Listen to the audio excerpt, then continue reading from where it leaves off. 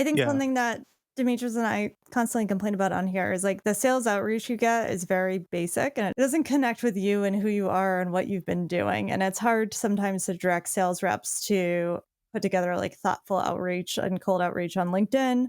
And this is a great tool. And I think you nailed it of like making all of your reps the top rep because it hands them that recipe of like, what can you reach out that will connect with the person, make it seem like you actually did your research, which you did because it all got shown to you right in that little window, and now have AI help you at least start with a template that you can Yeah. outreach with, which is awesome.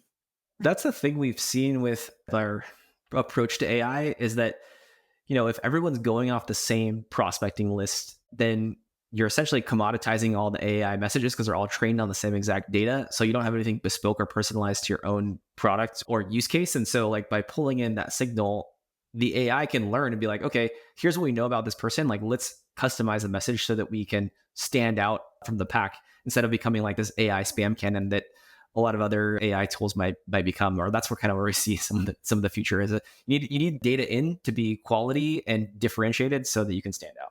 And even like a sequence in Apollo or something, like it's somewhat personalized, but it's going to be repetitive to some degree, which in some cases that's great. Like if you're at the onboarding stage, you can send a somewhat repetitive email because you're doing the same steps, but to try to catch someone's attention, it's hard right now. I think it's hard to be creative with Apollo. That's what I noticed. Or it just takes the right kind of rep that like can be creative, but like essentially we're trying to take that Help creativity them. of the rep and like make it possible for more people or everyone. I think what you trying to do, you're trying to use the unique and freshly created content and convert this to something that is more creative.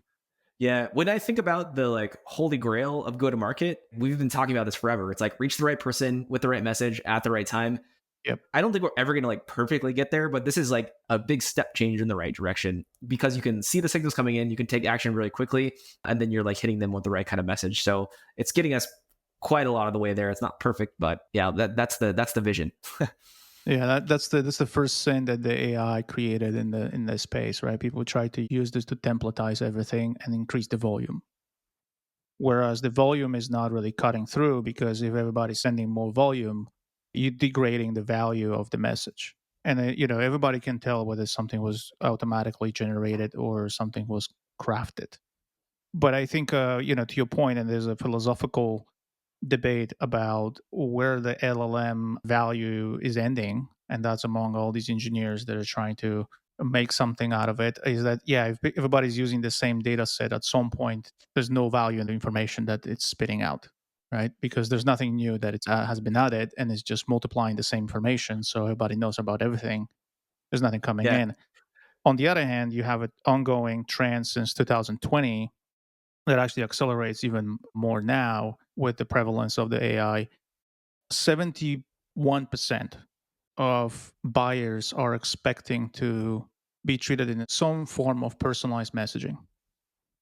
Right? I mean, that number is telling, right? Like that is telling you that whatever you guys doing in that space makes a lot of sense because it's just aligning with the trend. And that's not just some number that I'm pulling out of whatever.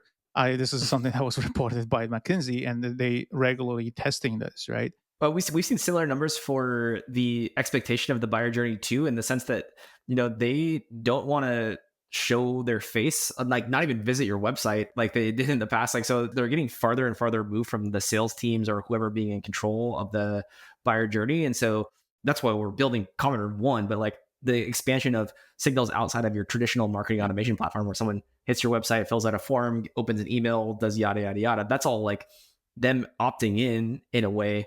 Now the buyer journey is happening in different parts of the internet. It's happening on LinkedIn. People are trying your product without wanting to talk to anyone.